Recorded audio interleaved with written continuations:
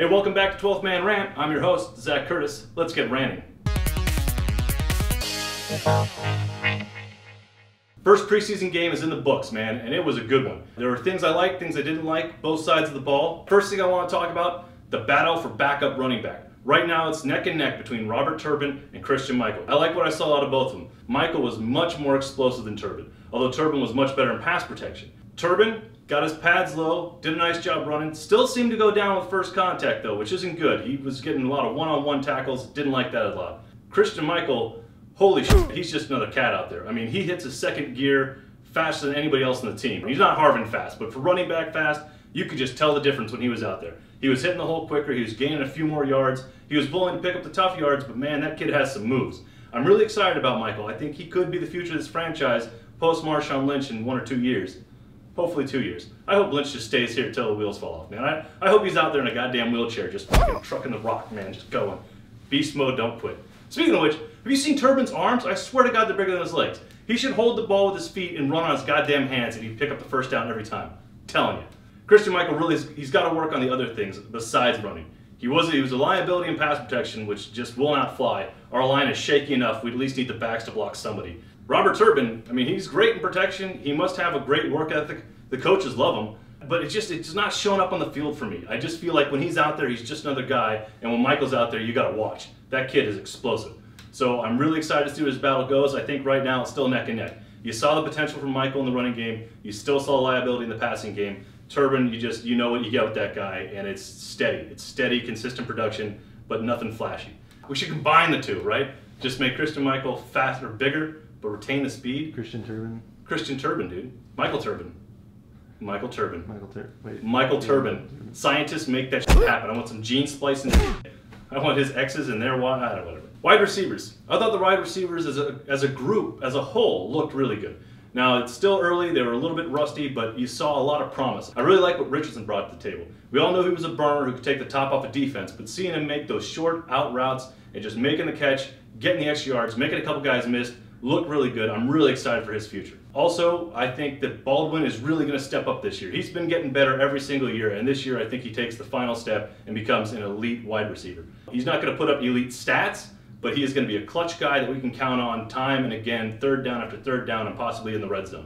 Quarterback play. You know what you get with Russell. You get that Houdini shit, you get his amazing throws, his amazing ability to run. I mean, the kid's just a superstar. We already know it. There's really nothing to see here. Tavares Jackson did what Tavares Jackson always does in preseason. Looks like an all-pro. Looks like the guy you want being your first-string quarterback. We know he can't actually carry the load, but he looked good out there today. Consistent, nice accuracy, made good decisions, took a big sack, but that's what happens. It's why he's a backup. Now, Terrell Pryor, well, I think he did exactly what he did in Oakland.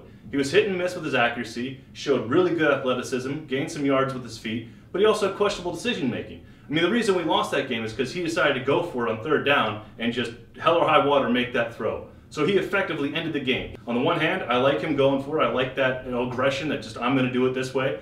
The other hand, I don't like the circumstances under which he did it. It was a bad call. You like his guts, but you got to be smarter than that. So hopefully he picks it up, he makes better decisions down the stretch, because if he doesn't, I don't think we have room for hyper-athletic QB to be third on this roster.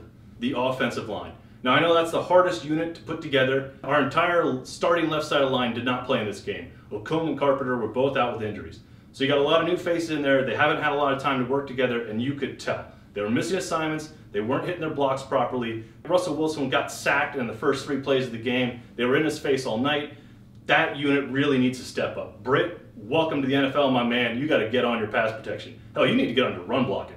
I like you. I think you got a lot of promise, but you got to start showing it. And I know that it's tough. I can't do it. That's why I'm here just talking. But if you're going to do it, now is the goddamn time, or you're going to lose that starting job. Defense. Loved most of the defense.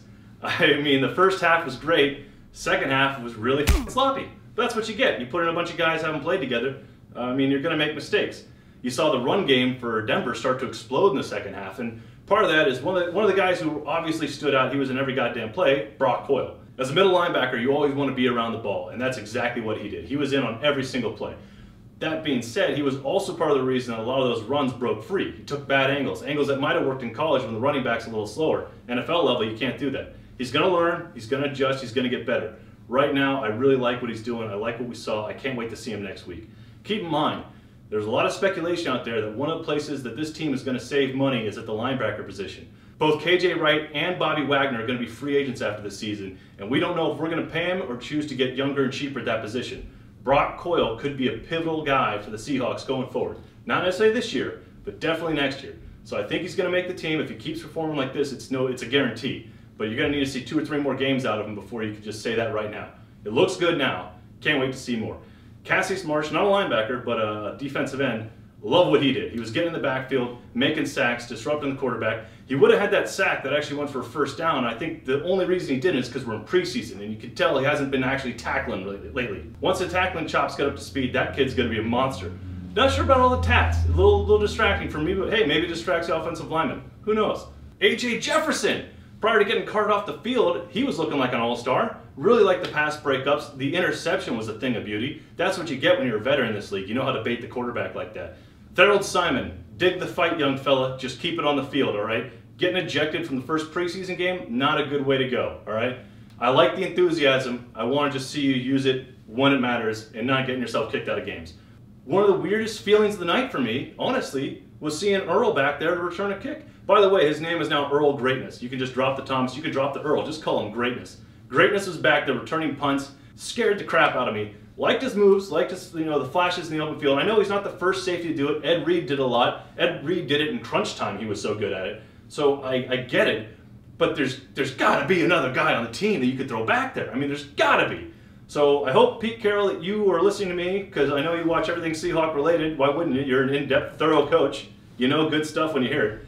Keep turning the stones, man, and get another punt returner.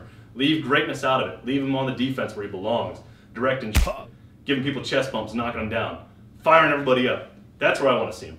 You know what I liked the most about that game? That pissed me the f*** off. I was angry that we lost a preseason game. We had a nice stretch going there, man. We were dominating preseason, just showing how deep and talented this football team is, and to lose a game like this as close as it was, I'm furious. I was really f***ing mad. And I'm the one who came out here and said the score doesn't matter. That actually fires me up, man, because the players were mad. Everybody was mad. This team wants to win. They want to win now, and they don't give a goddamn what the situation is. That's awesome. That's intensity. I like it that the guys are in the game. They're focused on the game. Even when they're not playing, they're still paying attention. Everybody's involved. This team wants to win, and I want them to win. They don't make any excuses for losing, and goddamn it, they shouldn't. We shouldn't lose anymore. I hope that was the only loss we had this season. Probably not going to be true. But I like the fact that I'm pissed, and I'm not the only one who was pissed. All right, so that was it for 12th Man Rant. We'll check in with you guys next week to review the Chargers game. Go Hawks!